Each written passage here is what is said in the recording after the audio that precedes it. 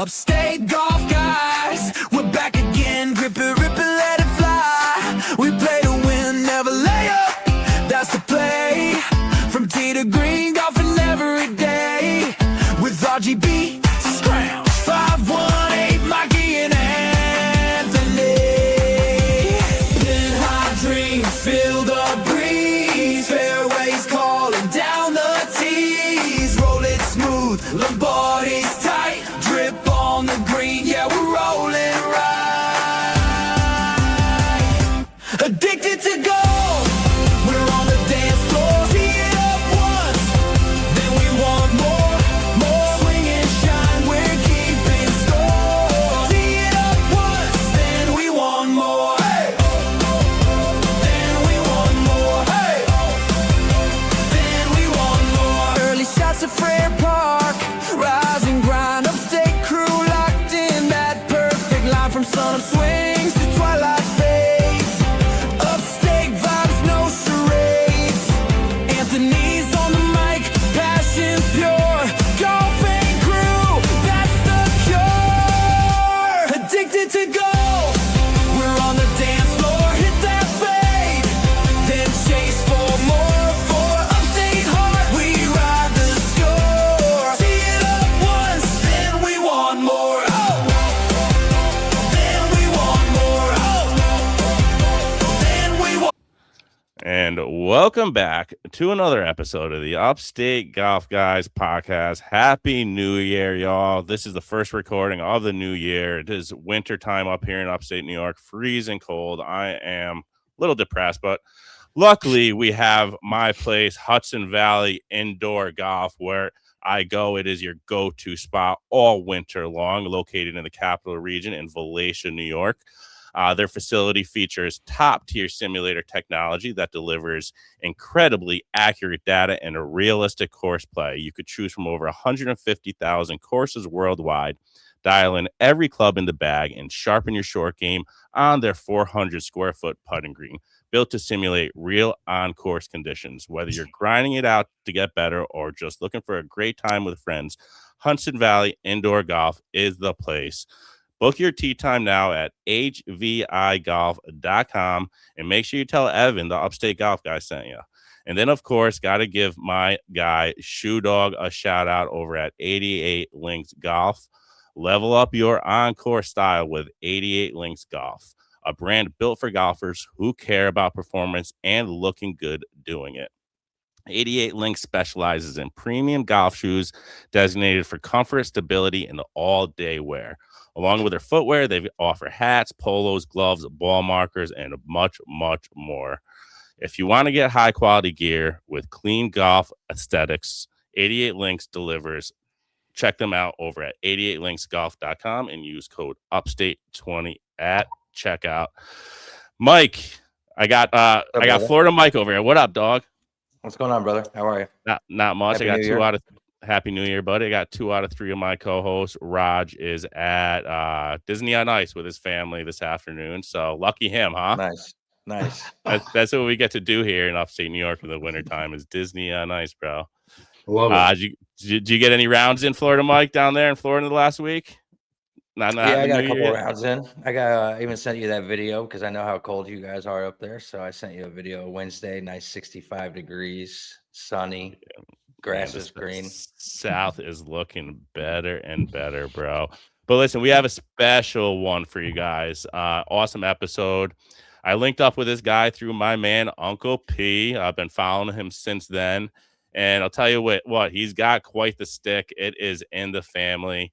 On today's podcast, we got someone who grew up in a household where golf wasn't just a game. It was a way of life. You may recognize the family name. Joining us on the Upstate Golf Guys podcast is the driving force behind the Gipper Finau Foundation. We're going to dive into what it was like growing up in the Finau household, hear some behind-the-scenes stories, and talk about the amazing work the foundation is doing. Gipper, welcome to the show, bro. What's happening, man? Thanks for having me. Thanks for coming on, man. Thank you for taking the time. I know you were a busy guy. We're having to get this recording on a Sunday because you're saying the season is starting next week. Got a busy schedule lined up. Tell me what's going on lately in your life, bro. First off. I mean, I've been running my foundation since 2023, and so fairly new, but helped my brother out with his foundation for a few years, and just felt like I wanted to kind of go in a direction where I can help personally myself with who I am as a person and just kind of my story. So I was able to get my team to get that started, but just like any other business, it kind of took a couple of years to finally catch traction and kind of get an identity. And this year we have a great game plan. I mean, I feel like, that's as good as you can get in business is having a great idea and try to execute, and wherever it falls, it falls. So this year we have a lot lined up. Opening up my academy down in Mesquite, Nevada. So I'll be heading down this week. And so that's why these last couple of weeks and the next few weeks are going to be pretty busy, but busy nowadays is great. Absolutely, man. Got to stay busy, bro. Why don't you bring me back, way back to what it was like growing up in the Finau household with Tony and the rest of the family, and how big of a role did golf play in your everyday life? Well, I mean, I guess it goes all the way back to where we grew up in a golf course in Salt Lake City, and that's kind of where I got my family into golf. At the time there was only 7 of us. Well, only 7, but there's 12 now. But growing up, we not much to do in the 90s. It was pretty tough on gangs, and my parents are both from out of country, so we're first generation here. So it was an interesting time. Technology wasn't as big. So we had to figure out ways to keep ourselves busy. So parents wanted us to stay active, and I was only 5 years old, and I ended up walking down this old path by the river. That's how I used to take my walk home, and I ended up getting beat up by some Mexican kids. Oh no. I had a brand new backpack. It was just one of those things where you just can't walk by yourself back in the day. And it was crazy though. I just remember being more scared to tell my dad than actually getting beat up by it. So I ended up going home, got in trouble. But when I got beat up, there was a guy that from the golf course, he came over and kind of helped me out. And he told me, hey, you shouldn't walk this way, make sure you always walk with your siblings or whatnot. And then he just said, hey, have you seen any of these on the trail? And he showed me a golf ball. And I said, yeah. And he goes, well, how about this? For every one of these you give me, I'll give you a quarter. And that's what started our golf career. I love it. That's awesome. What golf course was that, Gipper? Rose Park Golf Course in Salt Lake. Okay. All right. Yeah, and is that where you basically, that's what you called home? Was that your course you went to practice every day now after that? Yeah, that's where we're born and raised. It's a muni course out here. And it was just, I can't tell you how many hours we put on that course, and how many fights we had on that course and how many victories we had on that course. I'm sure, man. So I was able to, obviously, growing up from not much, a quarter was a big deal, and I found out at 5 years old that 4 golf balls made $1. So I was hustling and bustling, and I would find these big bags, and I ended up getting busted because in a busy house you can't really hide cash.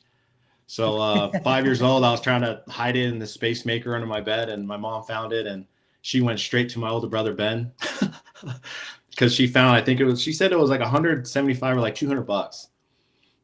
And she, went straight to my older brother and just thought he was selling drugs. Went straight to him and was like, where did you get this money? And all of a sudden I walk in as he's getting yelled at, and I walk in and I'm like, hey, what are you doing with my money? It's like, that also reminds me of the Bronx Tale. You've seen the Bronx Tale, right? Where he was waiting tables and for the craps game, and the mom found a wad of cash. Where'd you get this money? Mom, I was working, I swear. It was funny how my mom told me how it went down, and she was like, man, we started yelling at you, and we were like, it's not yours, where'd you find it? And she just said the way I was explaining it. Now I was 5, so it just kind of came out like, this guy gave me money for finding him balls. Yeah. And she was like, what? Wait, what do you, what go? Old guy finding? Oh, she was pissed. She was like, what are you doing for this guy?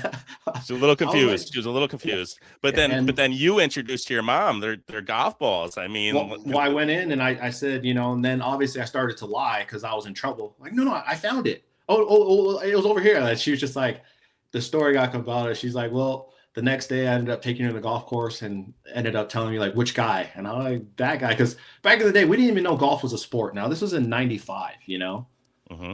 So like golf, like we just thought it, like I called it the old man park because like, even though it was crazy, as bad as the streets were with gangs and all this stuff going on in Salt Lake and in LA, that's where my dad is from. It almost seemed like golf was the safest place to be, the golf course, because everything happened outside on the streets. And so like, that's why the guy was like, his name was George. He was like, just come through here, walk through here, don't take the trail, you know? And I was just like, well, yeah, I've only seen older guys here, and it's always just like safe. Like you always felt like no one's going to come and cause trouble on a golf course. So it was kind of nice to find a place to do that. But once my mom caught me, I took her over and saw George, and I was more scared for George than anything, because I was like, man, my mom's going to beat your ass. Like, and so walked in, George was like, hey, Gip, how's it going? And I was just kind of like, dude, don't.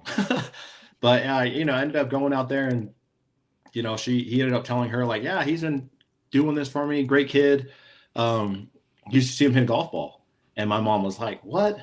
And he like, show him. And I was like, bro, no, my parents said never to come back here. This is my last day. So I ended up finding my golf club that I found a 7-iron that was broken, and I put duct tape around it. So that's what I was using to find golf balls. Nice. And so I went and grabbed it.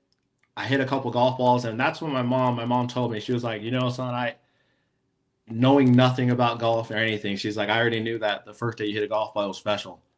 And so she was like, I went straight home and told your dad, man, yes, he did find this, did earn money from this guy, that he's out there just, you know, watching Gip play golf. And my dad at first was like, what the heck, you know, no.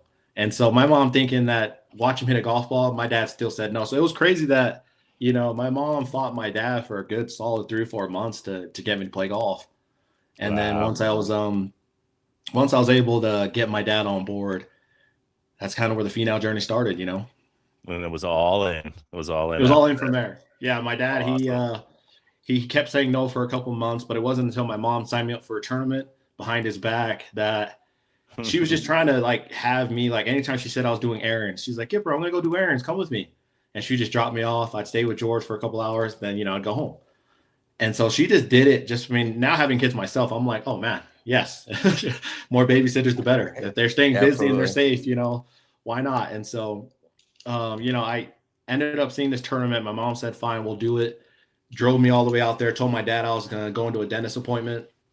Ended up taking 5th place. And I was 5, I think, almost 6 years old at the time. And it was the youngest division was 10 years old, so I had to play up. And so when I was able to play up, I took 5th out of like 30 kids. And that's when my mom knew, like, crap, that gets you better. She was just like, I now that I see that with no training or anything, and you're just, you know, we're all talent. Naturally. We got to get your dad on board. And so once he told my dad was upset just because he found out I was still golfing. But he ended up setting up my garage, and he ended up he stapled a blanket to the roof, and he put a mattress behind the blanket. And then he laid down all these old carpets that we'd find all over the place. Mm-hmm. Anybody that watched Full Swing knows that story, because Tony actually told that story. Yeah, and then I ended up playing by myself for about a year, but it wasn't until I was ranked top in the nation when I was like 7 years old. I was one of the top players in the nation. That's when, I mean, Tony saw that. I mean, Tony and I are only 11 months apart, so we're the closest. So when he kind of saw that, I mean, I was not even going to school. Like, I was traveling. Like, it's so hard. And that's one of the reasons why I wanted to get into the foundation and start helping the youth and parents, is because it is hard. It's a sport that's not really explained well out there. You know, if you're a parent getting into golf, there's not too many, you know, blueprints you can have to have your, like, this is what you need to do. It really is on the family. And for my family, we didn't know. So we played in everything and anything. And that was tough for coming from not much, you know, and flying all over the place. But it was really cool growing up in the area that I did, because the community really helped me. You know, I really didn't go to school much, but the teachers knew. So like they would just send me with packets. And then, so, I mean, it was really cool to have the support of the community to really know, like, man, this kid has a bright future, and they supported it. So, you know, and you went pro at 16, right? Or something. Didn't I read that? Or you and Tony? Yep. Yeah. 07. Yep. Okay. We turned professional in 2007, and I was only a sophomore in high school. That's wild. But I mean, that, you know, that it was, I think that's what's tough, you know, for a good chunk of 10 or 15 years within the beginning, that was the goal, you know. And I think nowadays it doesn't look as bad, but back in the day, we really got hounded for that, turning pro so early. Do you think they would have been better going to college? Do you think they would develop? And at the end of the day, it was like, man, we grew up with nothing. Our goals wasn't to go to school. Our goal wasn't like we had to take care of our family. Tony and I are two of 7, 9, 12 kids now. That at the end of the day, it was like my parents went all in. And being new to the country, they didn't do a lot of things that are, I guess, considered as like the proper way to grow up here. Build your credit. It was all in or nothing. And so we really didn't learn how to life here until we got older, and I really didn't learn how to life until I got into adult. My whole life was golf, and so that that was kind of the journey I've been taking the last 10 years, is trying to figure out, we're first generation here, and kind of navigate that and keep moving on in life. It's awesome, man. So the foundation started in 2023, you said? Yeah. What are some other what other missions are there of the foundation other than getting kids on the right track? And what do you have in line for 2026? Well, for me,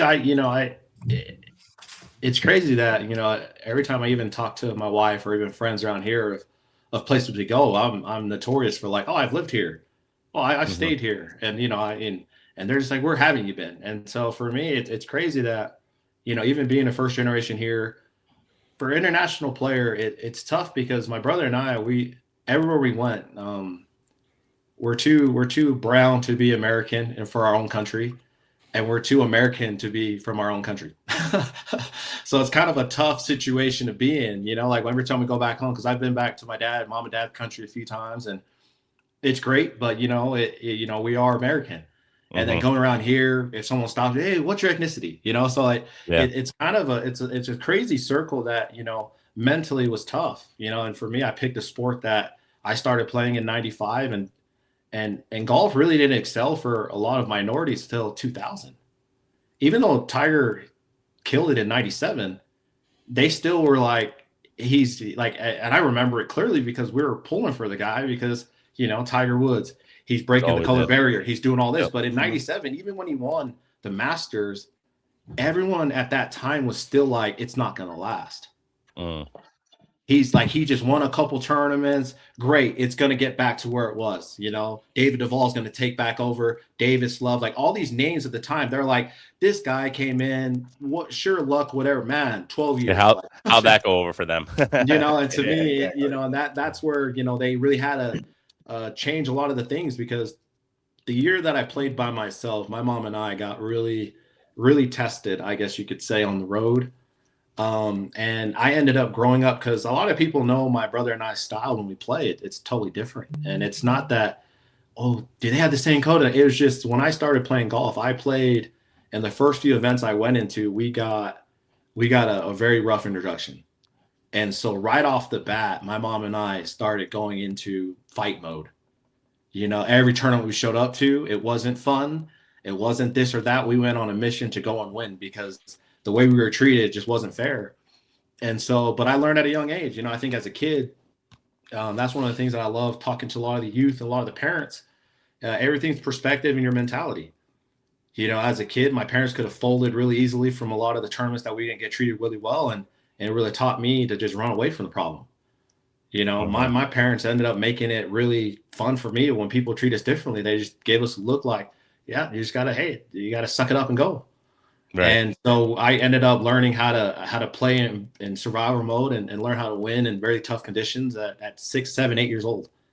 And Rory was one of my good friends growing up, because he was the kid that talked funny and I was the kid that looked funny. So and when we played together, and Rory actually lived in Utah for a couple years with us, and we was able to play a lot of golf, junior golf with him, and become good friends. But that was it. Like a lot of these kids show up to tournaments, and I have, my boy, my oldest is 8. So he plays a tournament. It's crazy to see how I had to be when I was that age to compare to what he has to do now. Let's bring it back and talk about Tiger. I know he's saying that he's kind of healthier and wants to play a couple events this year. What do you think? What are your thoughts on Tiger? I mean, you think? I think that's just the beauty of the sport. Sure. It'll always be in the talks, because it's a sport that if physicality, you could play golf till you die, but it's all up to how he can last for 4 days. Because the question is right now is not if he can play golf. We know that. Yeah. Can he walk? Can he walk for 4 days? 4 days. Sure. You know, and so to me, it's crazy that that's what we're talking about right now. You know, anyone in their, you know, in his age and his era for their sport, that talk was gone 20 years ago. I love to see it though. I would love to see it, man. And again, I think that was kind of where Tiger Jack was the man.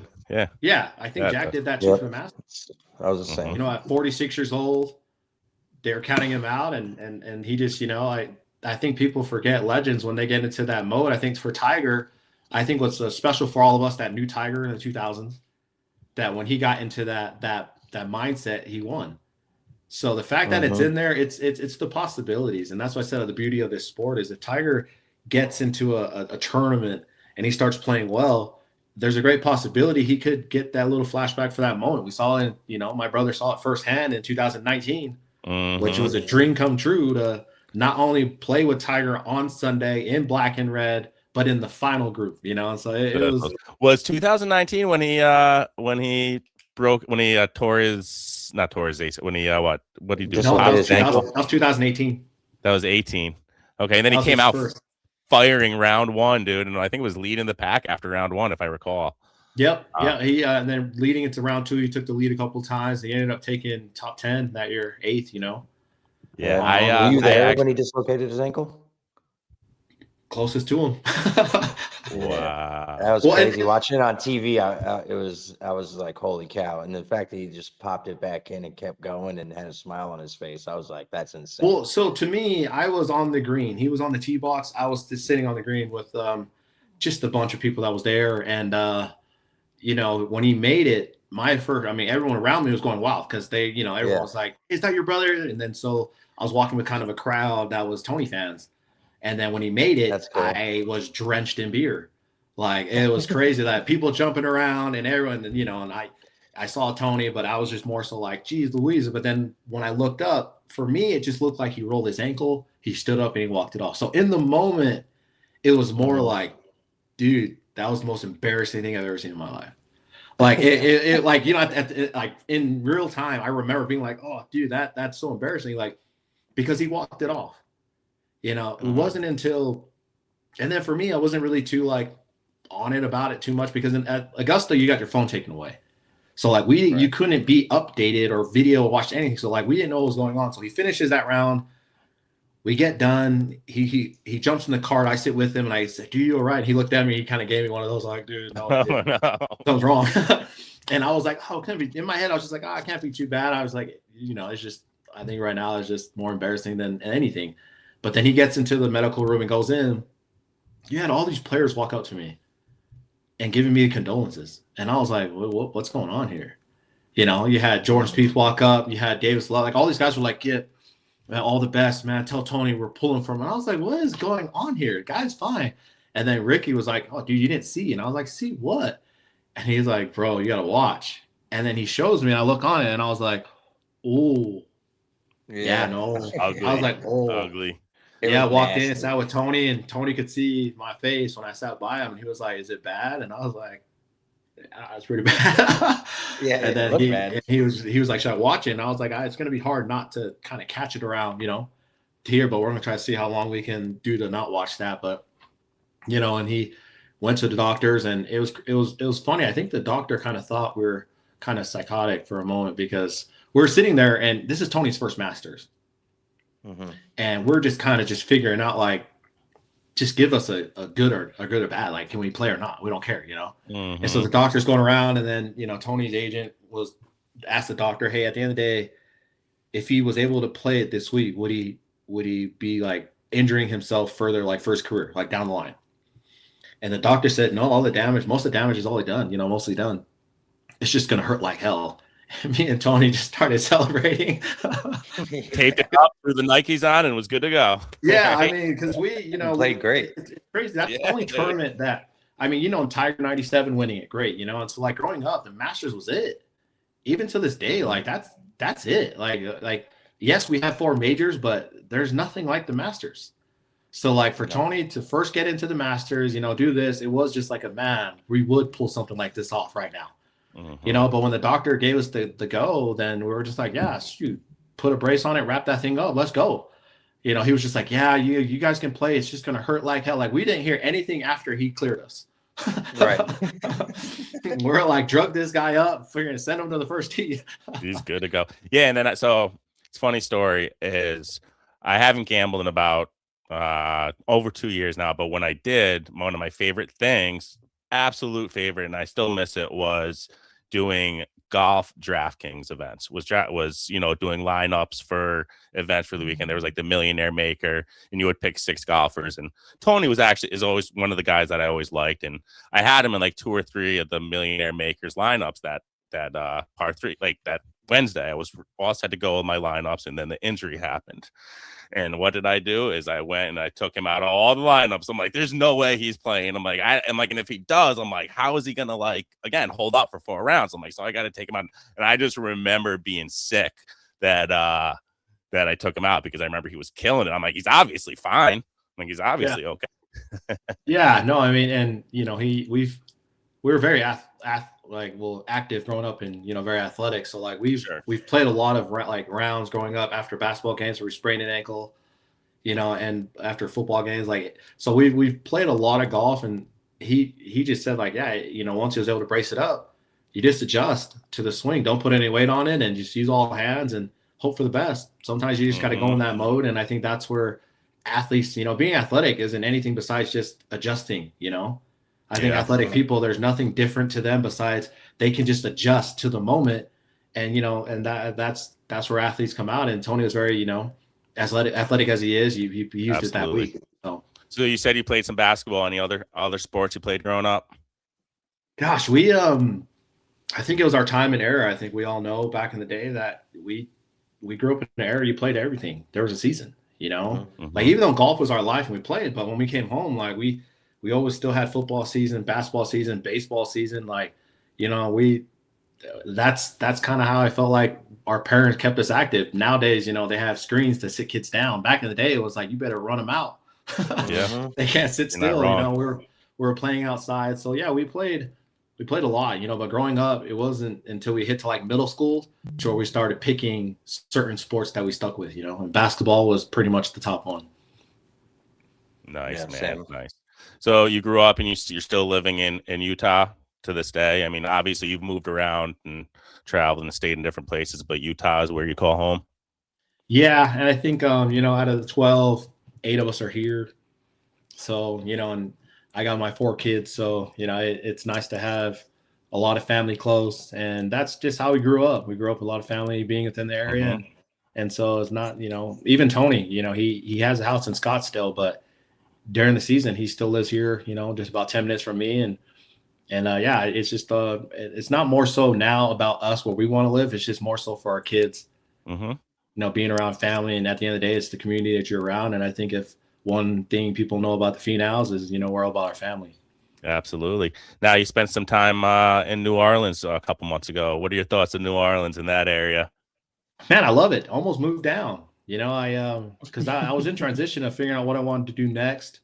But, you know, the Zurich was actually one of my favorites. So when I was on Tony's team and worked with him, the Zurich was the one that I looked forward to the most.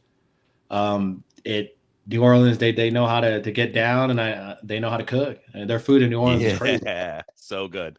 So I went yep. No, you're good. Yeah. So I mean, that was kind of. I was gonna say I went my first time for our 10-year wedding anniversary in September. First time I met Paulie down there, and you hit the nail on the head, dude. The food. I mean, I would get so fat down there. I'm already like chunky as it is. I'm like, I don't need to go down there and eat the mufaladas every other day, and so good, dude. And then every treat, every corner, there's something. Whether it's the beignets or what's the other the big subs they have. I forgot what they're called.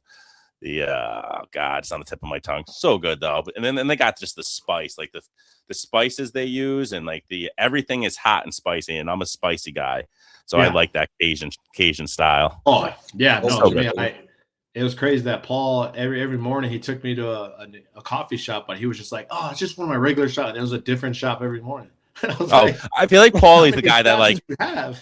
I feel like Paulie down there, like everybody knows Paulie. He just walks in, hey, it's me, it's Paulie, it's Paulie. He's a wild one. Uncle P, man, one of a kind. Love the dude, man. At the end of the day, we we know more people like that. You know, he's not afraid to be loud and proud of what he's doing and who he's representative. And like I said, for us growing up with a lot of siblings, that's how we are. You know, we love our circle and we're very proud of our circle and we'll do anything for them. And I think that's why it was nice to gravitate towards Paul and Leanne, just because that's how they are. You know, for their people, they go the distance. And at the end of the day, you know, for us, especially nowadays, it's more so you try to gravitate towards people that talk good about you, you know, when you're not in the room.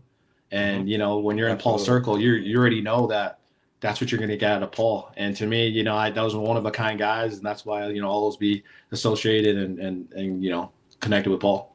Absolutely, man. You see behind me, I have a wall of Lombardis there. I got some here. I'm in an amateur tour up here, so he made me kind of like a wholesaler in the area. So I'll bring these clubs to events. I'll have people putt on the putting green, and he gives me a nice little discount, so I'm able to give my people a nice little discount, and everybody's happy. Yeah, you know? That's it. No, they're great putters. Oh my God, yeah. And I tell I mean, even from like, so he's been putting out some, you know, with the Vertolo and the 79. They're a little more expensive. And I mean, you say $299 is that expensive? No, it is not for a putter. Everybody knows the game of golf is expensive. But I mean, for a beginner, I tell everybody, go to him. Like, he's got $100 putters, dude. Like, you're not going to keep the same putter forever. Like, for the, you know, you're just starting the game. Check it out. You're not going to get a brand new putter anywhere else for $100. You know? No, not at that quality either. You know, they're good quality. They're good quality. Think about it. People spend $800 on drivers now that they hit 13 times, but you have a cow about what you spend on a putter that you hit way more than you hit a driver. You know, absolutely. And I mean, it's crazy how marketing works. You know, if all the drivers did what they did, we should be able to hit the ball 1,000 yards by now. Yeah, you ain't wrong. Every driver is giving you 50 yards, bro. I mean, it's crazy. Man. They're like, dude, the last one, you're going to hit it 30 yards further. Like, bro, I don't even know if I can add 2 more yards, but I'm with it.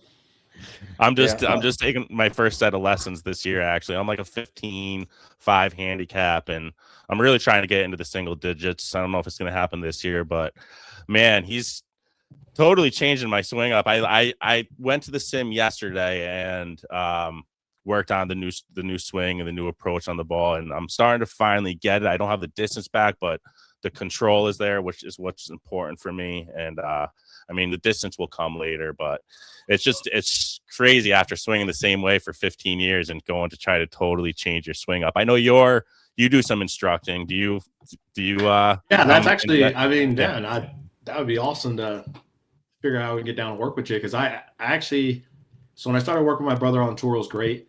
And it's awesome to work with pros, like, just because it's more so just like we just bounce ideas off each other. You know, when you do it for a living, you're more so just like curious what the other guy's doing, and it's really cool to kind of educate each other of what people do and how they go. But when I came back home and we just barely had my third child, I was like, man, it's going to be hard to travel as much. So I ended up it was like 4 or 5 years ago to like, let me coach at home. You know, let me stay here and just open it up to like start giving lessons out. And that's where I actually started like doing lessons 4 or 5 years ago. It's just around people just start opening up Instagram, and it's crazy how many people we got. But that's when I started to figure out how much I really know the swing. Because when you're working with players, like, we've done our whole lives, so there's a lot of things that we miss out for people that are just getting into the game. So it was really cool to actually start to work with players that, you know, within the 15, 20, 30 handicappers just getting into golf. And it really, like I said, I became a better player when I started coaching, because I had to start studying of how the club actually works, not just do this and do that. And a player, a pro will just know what I'm talking about. So I had to break it down and dummy it down. And so it's been a challenge. It's been tough, but it's been way more rewarding than anything of becoming a better player, getting into that. Now, what you're saying, where you're at, it's crazy, because I actually took 5 guys in 2023 that I had this system, I had this program, and I was just very curious about it. And I took 5 guys that were within the 15 to 20 handicappers, and the goal was to work with them. And I called it my scratch club. I wanted to make them scratch. So I said, we're going to dedicate this year. Those guys were very dedicated. They were really like, man, we could do this. And so I really tip my hat for them to give me the time to saying, like, we're just going to work on what we can do. And it's crazy, within the first 5 or 6 months, they all, like, besides one, he was a 3 handicapper, but they all became scratch within 4 or 5 months. Yeah. Wow. Well, and you have to want. I'm stuck at Yeah. 11, 10, 11. I've been stuck. So the thing is, to me, that's where after I did that, you know, it really was the whole idea before I did it was I was a great belief that if you're a 15 handicapper, you're a scratch player. And I say that because at the end of the day, 15 handicappers can go make birdies and pars. There are only 5 or 6 holes to where they're blowing up. That makes it that number. So to me, it's like, man, if you can put in a stretch of pars, you're a scratch player. Now it's understanding how can we give you more skills to just keep you to where, man, know when time and place to do that. No, you know, and so it was really cool to take those 5 guys that were in that area. And there were players that, you know, one of them got into the game a couple of years, but the others were like players. They've been playing for a long time and just really like, I don't know if I'm ever gonna get better. I went to this academy. You said something funny because with the 15 handicaps to the scratch golfers, I mean, I play with a ton of scratch golfers and I keep up with them. And where I lose it is I might 3-putt 4 or 5 holes where they're knocking it in on one, or it's, you know, those 2 or 3 holes where I skull it over the green just a little bit. But I mean, I'll put it out there, you know, 260. I'll keep up with the long hitters, and you know, my iron game is on point. I'm not like duffing it in the fairway. So you're not wrong, because like I've had those 80 rounds that I shot in 82, 83 where I literally just worm burned a couple balls by the edges, where if those 6 shots dropped, all of a sudden my 82 was, you know, a 76. Yep. So, yeah. To me, you know, the first couple of weeks we worked on their contact, making that consistent. And then once they're able to make that consistent, it's just course management from there.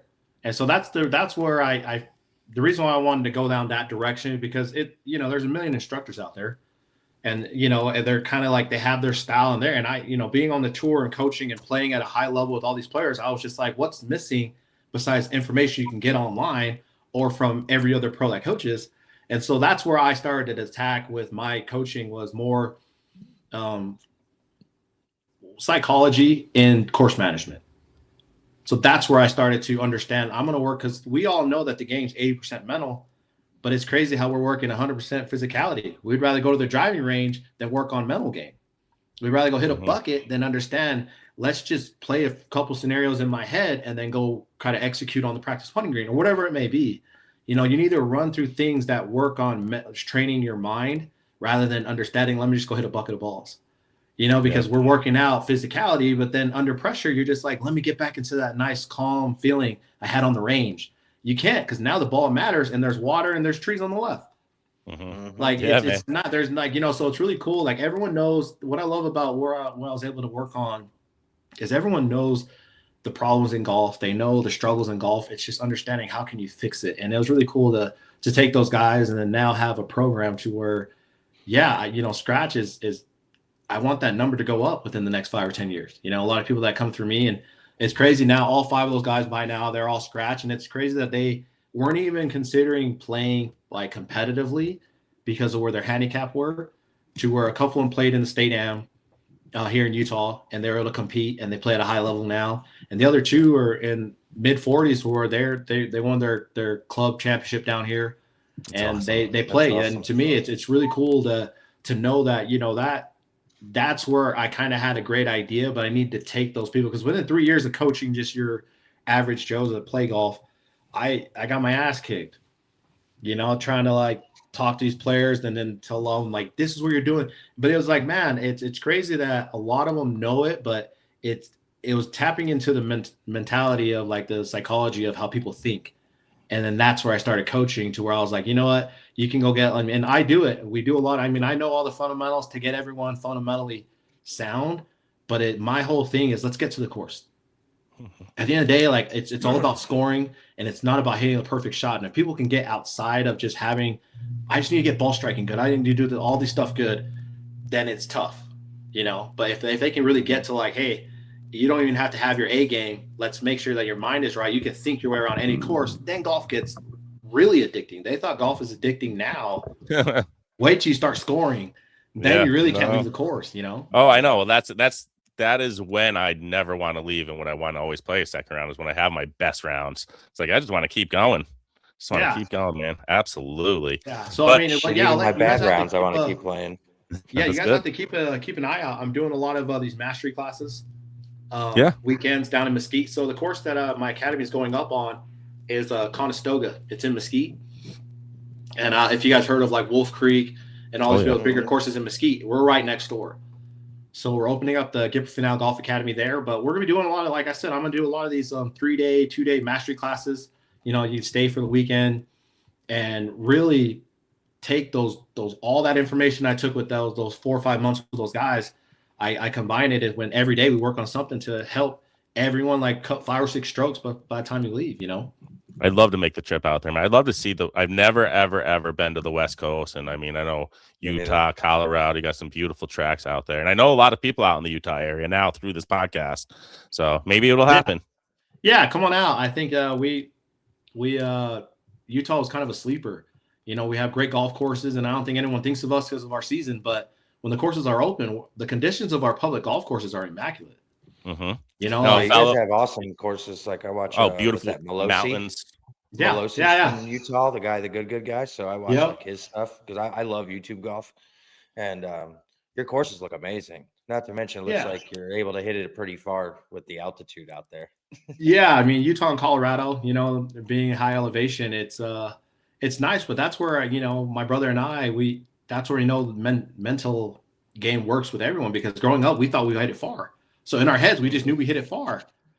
But I mean, so when we went to other states, in our head we were still there. So that's what's crazy about like growing the mental strength here. You know, we didn't know anything about golf, so like when we're crushing it 350 here, you know, that's only 310, 320 in California, but in our head we'd still be like, I can hit it 350. So it's all of like the belief system, you know, and going blindly into the game of golf for my brother and I was kind of better than having a whole lineage of golf of knowing how hard this game is. Mm-hmm. Now, a fellow Utah player who I've been following and had on the podcast was Cole Ponich, and you know Cole. Cole's awesome. I've known him since he was a kid, man. It's been awesome to see his story and where he's going. You know, I think that's what's awesome about Utah golf. You know, for my brother and I to see where it was to where it's going now and growing, and golf just in general. And a lot of these kids in Utah are taking it, you know, by the rails and seeing how far they can go. And Cole's one of them. He has a lot of talent. Good kid, man. That's awesome. Yeah, no, I mean, I know he said actually, coincidentally, it was your brother that called him and gave him the exemption to not have to. It was his first Corn Ferry event, but of this year when he was as a pro. And I mean, he killed it, dude. He was in like the top 20 of the first 2 rounds. Actually, I think he finished tied for 7th after round 1. Then he was like tied for 16th or 17th, making the cut. But he made the cut his first 2 rounds of Corn Ferry events, and now I know he's going through the Q school. He's I think he's in either the second stage or final stages, but he's doing his thing, man. He's grinding. Love it.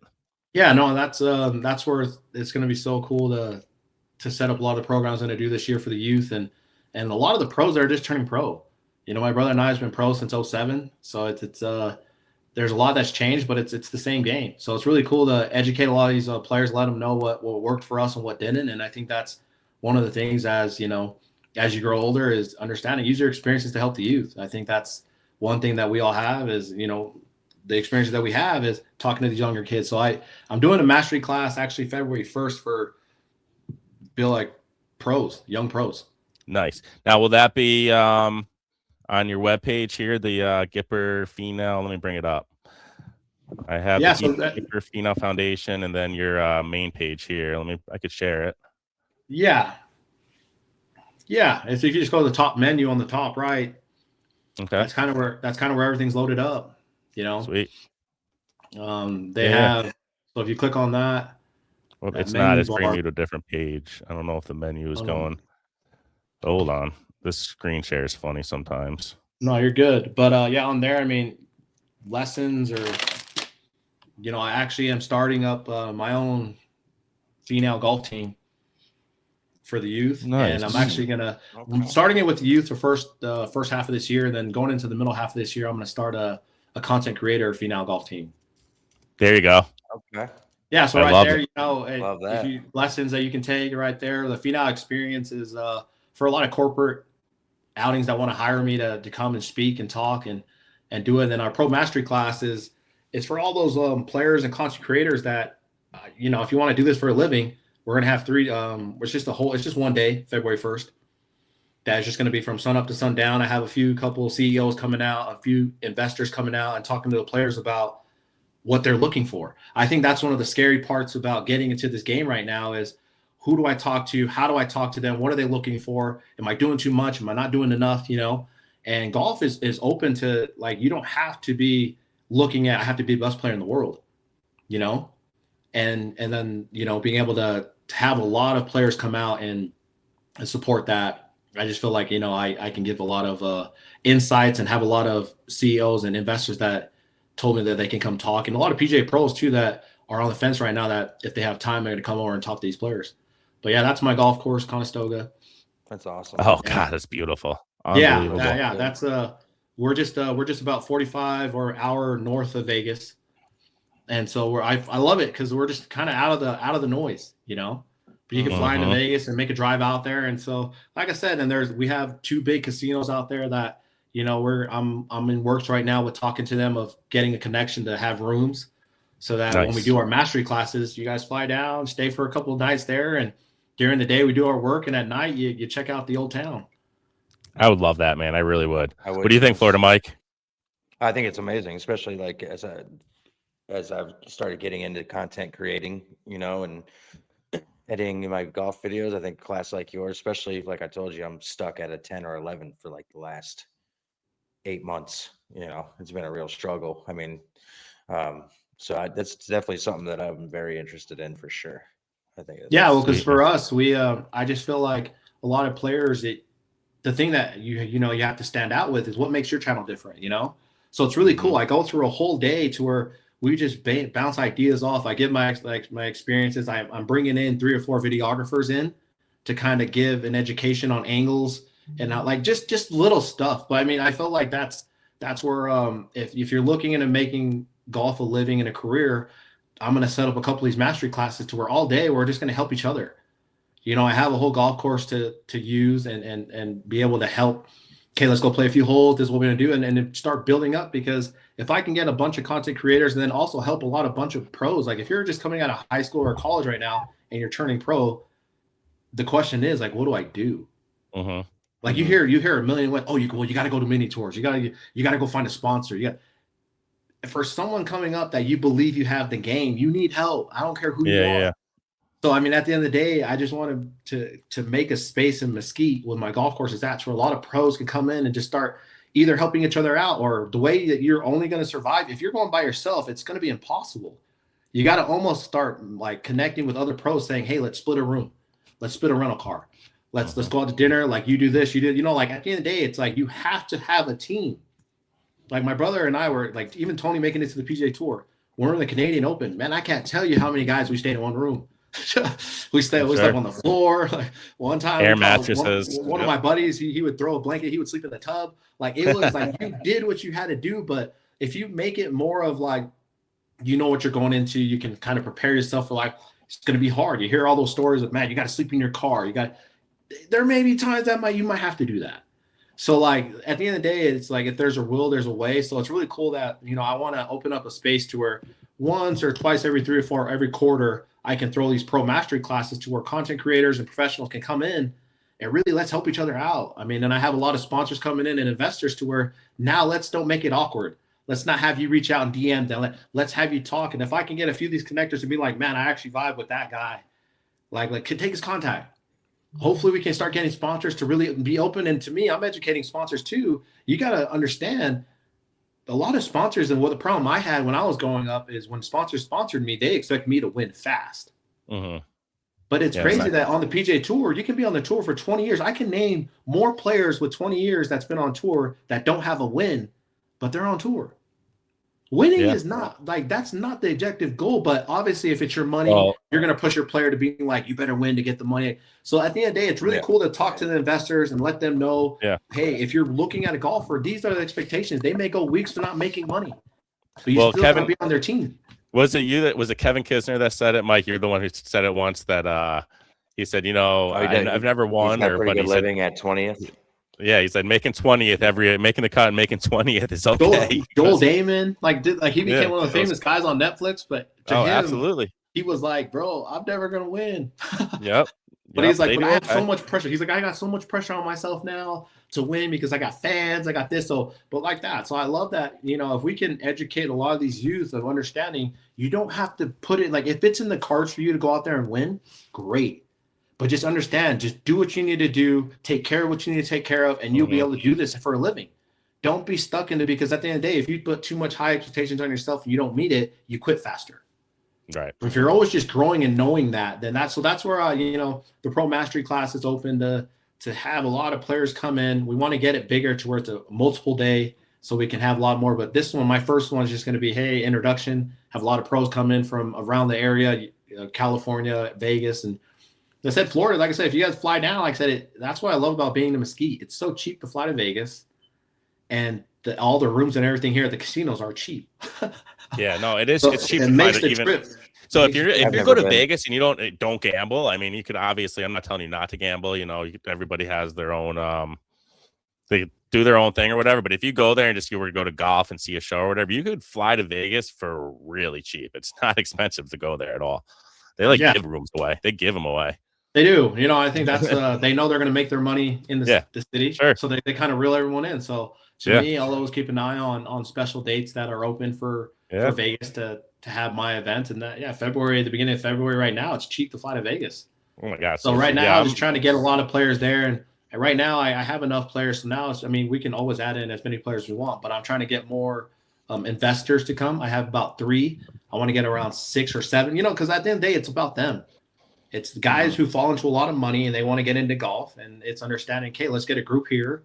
And if you want to go down the way to where you want to sponsor a kid playing to get to the PGA Tour, great, or the next YouTuber. We're trying to get all of them here to find a way, because at the end of the day, even if you're playing pro, you can start dipping into both. Are you doing both? And that's where I feel like, if you have the game to do it, and just like you were saying too about, being in the 10 handicap, like at the end of the day, it's okay, what separates your page from everyone else? If the skill level isn't met up to the scratch players, and a lot of these guys are going down the same route as saying my personality, but it's like, man, that's great, but like, what can we do to shake it up? And that's where we're going to sit down in a room and jot down a lot of ideas and just help each other out of what we can do, and hopefully come out with something great for a lot of content creators leaving there with a better idea of saying, you know what, I want to establish my brand to be like this, because the good, I know all of them, they're great guys, and I'm really close with most of them, but we all know that it was the hole-in-one on a par 4. They hit 4 shots that were completely insane. Yeah. Insane.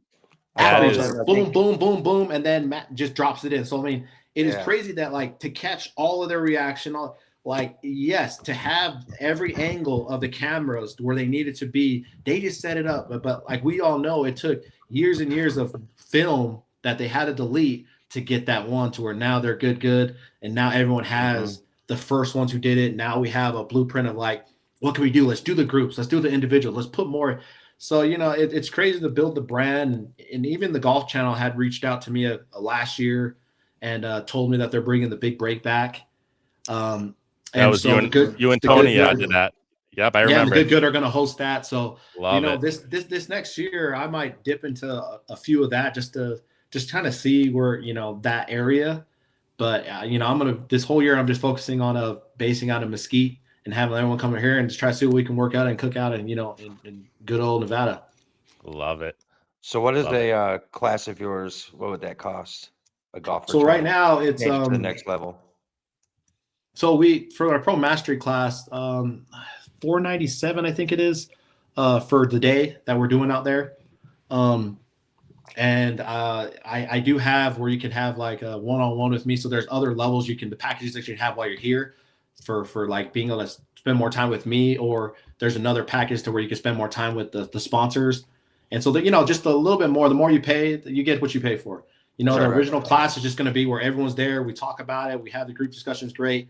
But then the after hours, as soon as those classes are over, they get more individually to where, hey, if you put in the higher expert level that you want to be with, I have a lot of bigger companies here in Utah that are going to go one-on-one with these guys. So at the end of the day, it's just trying to see where we could put, everyone to get the most success of the day. Mm-hmm.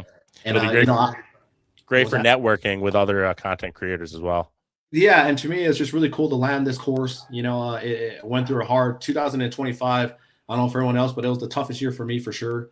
You know, and transition years are, you know, and to me, it was just trying to figure out what do I like this year. A lot of things fell through. I was going to open up my, you know, golf academy here in Salt Lake City, but at the end of the day, you know, I just needed to get out of Utah. Yeah, no doubt, man. And so it is. So we're excited to head south. But yeah, and then, you know, the pro mastery class is the biggest thing I have going. Oh, it's a big thing, but the biggest thing I have going on right now is my Finau golf team. That is what we're focusing on, and that is what I'll be kind of turning all my attention and pushing hard for these next few months. So it's my junior Finau golf team. Love it, man. All right, Tony, Gipper, I have a couple of Spitfire questions. That's actually, I'm saying Gipper versus Tony here. It's going to be, I'm going to give you some good Spitfire questions to close this thing out. Starting off between you and Tony, who talked more trash? Me. That's not even a question. All right, I love it. Who worked harder when no one was watching? Like growing up? Yeah, like out on the, like working out, saying, you know, just trying to like, just without, just, you know, just who slacked a little more, who worked harder. You know, you can say. Yeah, I mean, I would say Tony definitely probably worked harder in golf. To me, I was very athletic, so my brain was always scattered. Gotcha. I was like, if I didn't need to be there, I'd go play basketball. Nice, no doubt. Who is more likely to break something after a bad round? Tony. Not saying any of you did, but who's more likely to? Tony. I don't think people understand. Like he's a competitor. Yeah. To me, I was always just like the fun guy. And Tony was there, definitely really serious, you know, and focused. And it's like it definitely when tournaments didn't go his way. He definitely after tournaments, I was looking to where we're going to go party at. No doubt. You didn't really care. It was Tony. Okay. So let's go back to some personal questions. Best round you've ever played? 59. Woo! And I've done it 3 times. Really? Different courses, or was it like your hometown course? Well, one course that's not around anymore, but Wing Point, Rose Park, my home golf course, and then I actually did one in Idaho when I was 17. Nice. That's awesome, man. Congrats on that, man. I'm trying to break 80, man. I'm trying to break 80. I'm telling you, you guys just need to come down and spend a weekend with me. We will. I guarantee you, I'll get you guys down to a single handicap, no doubt. I'm in, dude. Right. I'm 100% in. I got it all written down. Let's go. Mike's in, man. Mike's all in on this. All right. So when you're just playing a casual round with the guys, do you enjoy music or silence? Oh, music. Music all day. 100%. Love it. My man. Yep. My man. We're notorious for that. You have to, man. The country clubs around here, even when me and Tony are practicing, we're loud as hell. Love it. Biggest pet peeve on a golf course? Man, I grew up trash talking, so I don't know if there's really too much pet peeves. We've done it all. But I guess the biggest pet peeve for me would be slow play. Slow play. Yeah, that's mine. I think especially if you're playing, I think one of the things I can't stand is we get it. I mean, I think a lot of people when I play with them, they kind of feel like they need to play better. So I feel like they're taking more time, and you know, and so like it's just like, hey, like you don't need to impress. If you suck, just suck fast. Let's just get out of here. Yeah, let's just go. Yeah, it's usually, you know, the funny thing is it's usually when I play with like the better golfers, the scratch golfers, they go up. I mean, they'll line their ball up, but they just take a quick look and they put the ball in where it's like there's 15 to 20 handicaps that they'll get down, they'll line their ball up. We'll readjust, we'll get down again, remark it, line it up again. I'm like, dude, I'm gonna miss the putt anyways, no matter what way I line it up. Like, I mean, I guess that's only 2 pet peeves I have is slow play and Debbie Downers, man. I get it. Yeah. I mean, we all been there, but if that's your day on the course, but if you're bringing everyone else down, we can hear your thoughts. Yeah, that's kind of not my. It was fun. Go ahead, Mike. I was gonna say my pet peeve on the golf course is when you're talking about the Debbie Downers. Is I can't stand Debbie Downers who get mad at a golf shot when they don't practice. Oh, 100%. Anything negative for me makes no sense. Yeah. Well, I tell this one guy all the time. I'm like, dude, you don't practice. You sit here, you line 2 minutes. You line up 2 minutes on the ball on the tee box, and then you hit it off, and you're on the fairway, but you're complaining it's not in the middle, but you don't practice at all. Like, why are you complaining? Like, just stop. It irritates you. Yep. No, God, what was I going to go with? I lost it. Shit. Mike, it was before I let you go. I had something else I was going to say about a pet peeve. Debbie Downers and never once have I thrown a club in my life, but it's kind of the similar reason, Mike, is I just know I'm not good enough yet to like throw clubs. Like, it's like, I feel like it's like the really good golfers competing are more likely the ones to really get mad and break a club because they know what they can do. They know they could go out there and throw 3-4 under, and if they shoot 10 over or something crazy, then that's frustrating for them. But for me, if I throw a high 90s round and suck for the day, like, that's just, you know what I mean? It's life for me. I don't know, but I'm with you, man. I've never thrown a club. I've never kind of just, I've been disappointed on blowing like leads and the Golf Week Am Tour, but never to the point where it's, ruined my day. Just kind of get over it after by the time I get home from getting to the car to the time I get home, I'm over it. Oh no, that's 100%. To me, that's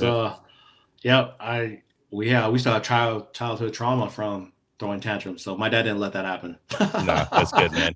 That's good. All right, last question. This is Roger's favorite to ask guests, so he'd kill me if I didn't ask you. If it was like baseball, or I think Liv does it too, but if you had a walk-up song for a tee box, if they did walk-up songs for the first tee, what would your walk-up song be? Oh, you could go way back, 90s hit. You could go back to the 2000s, whatever, man. Yeah, Diddy by Paperboy. Okay, I love it. Let's go. It's the vibe. You hear as soon as you hear that just intro in, it doesn't matter where you're at. To me, I'm a 90s baby till I die. So it depends on where I'm at, because I'm the type that I throw NWA straight out of Compton too if I could. But my man, yeah, Virgin Ears in the crowd wouldn't like that. Yeah, no doubt. That's awesome. 90s music's the best. Yeah, it man. is. 90s hip hop to early 2000s. Hip hop is dead now. It's a shame. It's not what it used to be. Well, it's tough too, because now you're having AI turn a lot of the hip hop songs into like singing R&B songs, and it's tripping me out. AI is just 50 Cent songs are jazz music now and stuff, dude. It's crazy. No. I just heard the thong song on an R&B, and I was tripping. Oh my god, the Cisco song in R&B. I was like, what in the going on now? Yeah, man. It's I don't like AI at all. I mean, I can't say I don't like it, because I do use it for this podcast, generating questions. It made my song. It made my intro song. It does cool things like that, but I don't like the fact that AI is going to start taking some big jobs away and things like that. That's where I'm excited to kind of help the youth out. Golf is one of the great sports that we're always going to be able to go outside and be able to enjoy the sunlight and get everyone out. And that's where my foundation pushes that, growing the game and raising awareness for mental health. 90% of our mental health for all of us, believe it or not, is not getting outside enough. Oh yeah. So for me to be able to push the game and let people enjoy the game, and that's why the program I was able to create, become like my scratch club, I called it. It's right now it's up to 7. It started with those 5, but I was able to put 2 more on this last year, and hopefully we can get a bunch to where we can get that scratch number to move the needle, because right now it's not big. It's crazy that only 2%, I think, or 1% of players scratch. are That's it's wild. very low. I mean, it goes to show throughout our tour, it's like, because there's champ flight through D flight, and I mean, as you go lower in the flights, even A flight is less golfers than the C flight, and then champ flight, it's like there's not many of them out there. They're out there, but it's like as you get better better the golfers, the smaller the fields, because there's not a ton of them out there. No, and that's where I love that my theory was true, that if you're a 15 to 20 handicapper, you're a scratch golfer. We just got to put it together and make sure that we can get it done throughout the round. And the hardest part was the scoring part of that, where we went out to play for scoring. And I think what people don't understand is being a scratch golfer is just making par. Mm-hmm. And I think if you can take away the hole of not being like, I need to birdie this, or, oh, this is a good hole, this is a tough hole. Like, you're already surrendering to what you're doing on the hole rather than just understanding what can I do to just make a par here. Yeah, I mean, Bryson has a good he's got a good game plan for 15, 20 handicaps. He said play from the red, play from the senior tees, and start scoring first, and then move back. That's another good way. Yeah, what we did, I did a lot of different things when I was doing that. Those guys who were playing with the 5 guys out here, and one of them that was cool was we played golf from 150 in every hole. Yep. Yeah. And we just worked on approach shots. Build that confidence up. Once they were able to work on approach shots, then the next time we just worked on tee shots and getting it to that 150. Yep. And just breaking it up into there. So if you're playing golf a lot, there may be days you need to sacrifice to just learning, man, I'm just going to do this today. And understanding, let's work hard for a couple of months to let that last a lifetime rather than just struggle for a lifetime. Right. Absolutely, man. Absolutely. No. Listen, Gipper, I told you 45 minutes. I know we're chopping it up and things are flowing here, but I don't want to keep you all day. It's a Sunday afternoon. I know you're busy, my man. No, you guys are good. I appreciate it. I know, man. I could go on all day with you, man. You're a good talker. You're awesome to listen to. I'd love to have you back on again, and we'll do recap of what's going on with the foundation and with your classes and everything if you'd like. Yeah, no, that'd be awesome. Let me know. Cool, awesome to have you. Absolutely. Awesome. Why don't you tell all the listeners and watchers, first off, where they could find your foundation? Yeah, just my website, gipperfinau.com. Yep. And all of our information's on there. Just go to the top menu icon, and there's our foundation there that explains everything we're doing, and we keep it. That website keeps updated a lot, so jump on. Yeah, let me bring the main website up here for you. I didn't know that they were both connected, so you could find the foundation right on the website. Yep, which is perfect. Yeah, the menu icon has it all, and if you're ever in the area, just click on that, and you can book lessons out from there or on the Conestoga website. Awesome, man. I'm telling you, I think. What's up, Mike? You're looking at plane tickets already? Yep, already looking at them, seeing what they're. Come on out. Like I said, to me, I'm just going to be. I started working at Conestoga literally like last week, so we're going to be doing a lot of these programs throughout the year. So just keep an eye out. Like I said, I'm golf has given my family everything. So I'm really adamant about helping players get to their ultimate goal and really just enjoying the game and being able to be in that single digit handicap. You're going to enjoy the game. Like that's where I feel like you get hooked. Like if you're hooked at 20, wait till you get to 10. If you're hooked at 10, wait till you get to scratch. That's the beauty of this game. And so it's really cool that, I've been able to find a program that can get pretty much, like I said, 15 to 20 handicappers to scratch. It's been probably my biggest accomplishment as a coach. So anyone who wants to come in to get better, I do know that you'll leave with more knowledge. And even like hanging out with Uncle P, it was really cool to give them knowledge about things, because I think they were thinking I was going to help them out with their swing to where, I could. All of us are very fundamentally sound to tell people what they're doing wrong. But then the day, if you can get mentally just saying, I just need to get it to this spot, that's way better than understanding I need to get to this spot. At the end of the day, like too many people get stuck on, my finish, rather than like, if the ball can just get to this area. And that's where we start pushing the psychological part of just figure out and see it as an athlete, just see where you want to put the ball. And I think they don't even look at that. They're just trying to see, well, how can I hit it hard? How can I hit it good? And so it's really just rewiring the brain. And that's where I find my niche, and I get excited when I coach and have to see the light kind of light up in all my athletes of, yep, you're going to be a better player from, this day forward. Love it, man. Awesome. I love it. Love what you do, man. I love seeing you work with the kids, growing the game. Anybody to help grow the game, like same thing with Uncle P, man. That's kind of why I attach him. I love to see it and love what you guys are all doing. And I really appreciate, again, you taking the time and coming on the podcast, man. It's really awesome. Appreciate you guys. We'll have to come on and do it again soon. Absolutely, man. Thank you for all the listeners for tuning in to another episode, and Happy New Year, y'all. Catch you all next time.